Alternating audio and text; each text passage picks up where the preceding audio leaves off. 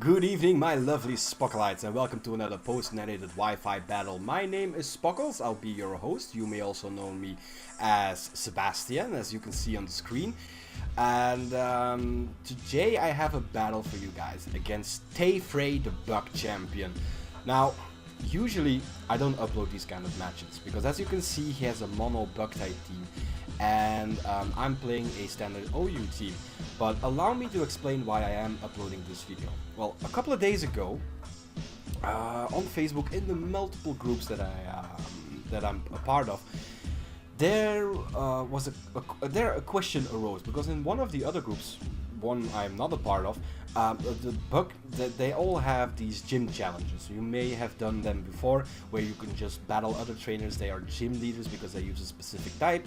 And there was this one gym leader, he was a bug type gym leader, and he said, yeah, you can challenge me, but you can't bring Talonflame, you can't bring Heatran, you can't bring this and that and that and that. He was really enforcing a lot of extra rules alongside the group rules for his challengers. Now, my friend TayFray, as a gym leader in the Xenos region, of which I'm also a part, I am part of the Elite Four there, he said, oh, that's just silly, he's not a good bug type trainer. And I mean, you can't enforce these kind of rules, you just need to try to adapt. And my counterpoint was, yeah, but the Talonflame in a monotype setting is a very good choice. I put Talonflame, if I were to challenge gyms myself, I would put Talonflame in every team, because it already rapes grass types, bug types, and fighting types gyms. And he took that as a challenge, and he challenged me and said, you know what, bring that Talonflame to me and we'll see what happens. So, you know me, challenge accepted. So, but the team that you see that I'm bringing is my standard OU team that you may have seen in previous videos. The reason that I'm bringing this team again is because it had the Talonflame, and I didn't want to create a new team knowing that he would bring bug types. It would somehow in my mind it would alter my choices. So I said, no, I'm just bringing this team. I know it has Talonflame, in it, and it even has the Heatran in it.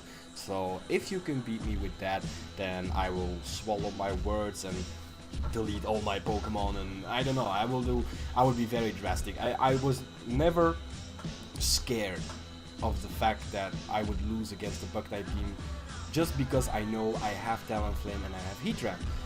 Nonetheless, this was a very great match. I've seen a lot of great stuff coming from TayFray, the Bug Champion, and to honor him and his team, I decided to upload this video. So that's my introduction. So without further ado, let's just start this battle.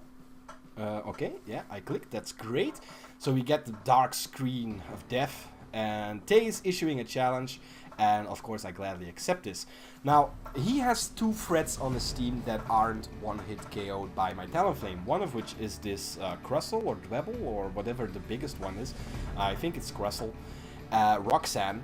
So I need to weaken that one, and the other one was Armaldo, so I need to weaken those two before I can even attempt a sweep with my Talonflame. But sturdy as it is, it lives my first Bullet Punch, and it is allowed to set up the Stealth Rocks, which is fine. I do have a Defogger on my team, and the second Bullet Punch is going to take care of that Crustle. But this allows him to freely switch in the Volcarona, because he knows I'm choice locked into Bullet Punch, and I go into my Assault Vest Azumarill, because even after +1 it could take a Giga Drain.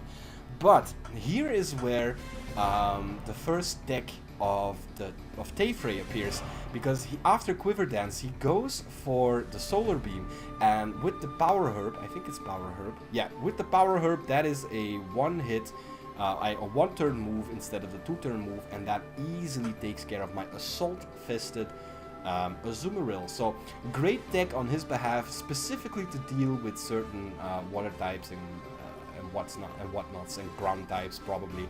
So that is awesome, but I do still have the Heatran.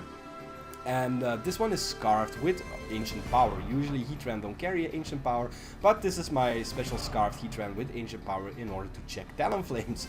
So I just spam Ancient Power, hoping to get a boost, but I don't. He's going for the Aqua Jet. just getting some damage off, because Ancient Power is a free hit KO and 2 Aqua Jets is a lot of damage on this Heatran, so that it is easier to deal with later on. And yeah, so finally my Ancient Power takes care of the Armaldo, and now this means that both his biggest checks encounters to my Talonflame are gone. So at this point I already had like the idea that I would have won. I've won, but there's always the possibility of Focus Sash. For example, on this Scolipede, they can carry Focus Sash, they have the Rock Slide, they have the Earthquake, so I'm just gonna let this Heatran die, and I didn't want to take the risk of it being Focus Sashed. Yeah, I didn't want to take the risk of it being Focus Sashed, but he reveals here that he is actually Life Orbed. So with the speed boost, with the Life Orb, if he maybe he has the Swords Dance even, that would be a good sweeper set. But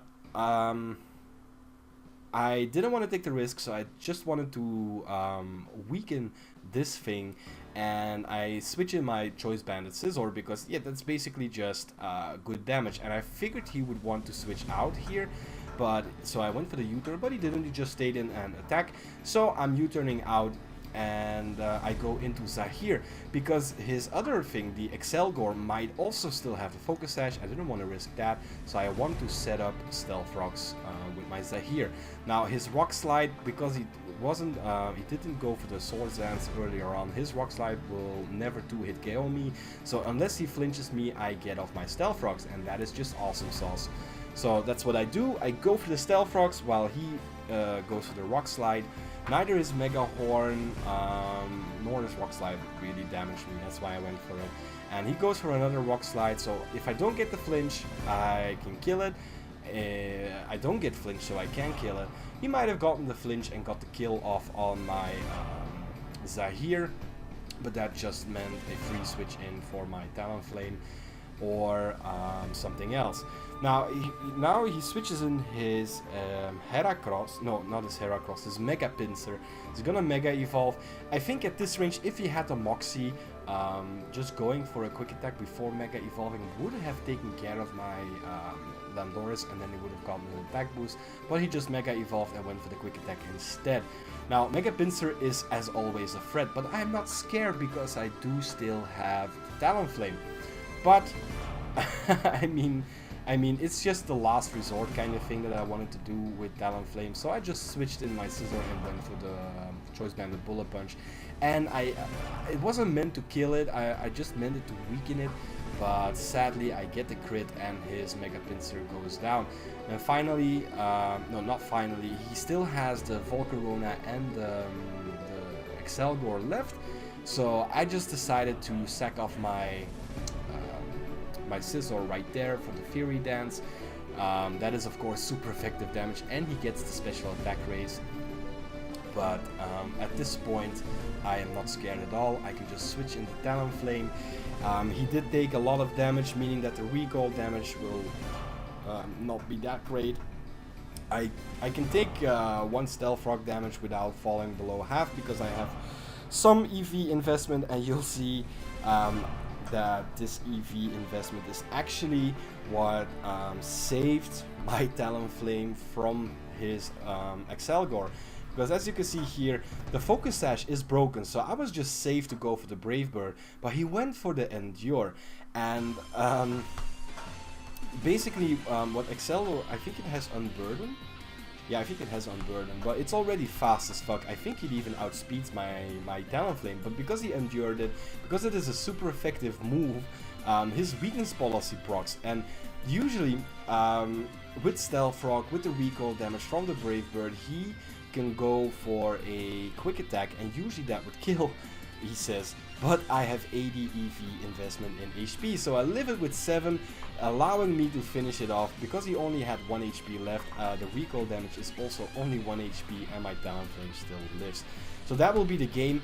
It was an awesome match nonetheless. He had a strategical disadvantage, but still he did great. So that's why I wanted to upload this. I hope you guys enjoyed it. If you did, make sure to leave a like, comment your support to TayFray, the ultimate bug champion, and subscribe to my channel. But until then, my name was Spockles. I'll see you guys next time. Peace out.